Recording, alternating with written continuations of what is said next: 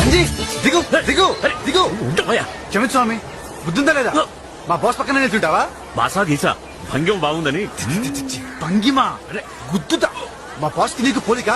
క్షమించు స్వామి, తిక్కునోడు. అంజు అంజు ఏంటి ఆకలేస్తోంది, నేను ప్రసాదం తింటా. హే, తప్పు. ముందు మా బాస్ తినాలి, తర్వాతే. నాకు ప్రసాదం కావాలి. కన్నం పెట్టుకో, కళ్ళు మూసుకో.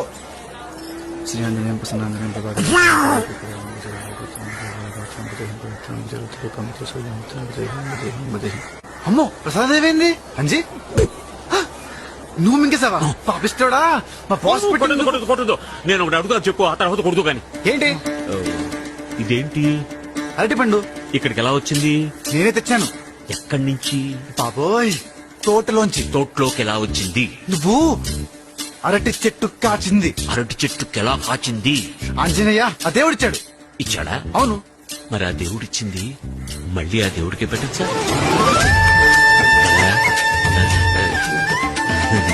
అదేదో ఆకలితో అల్లాడే వాడికి ఇస్తే ఆ దేవుడు చేయాల్సిన పని నువ్వే చేసావని ఆ దేవుడు సంతోషిస్తాడు కదా.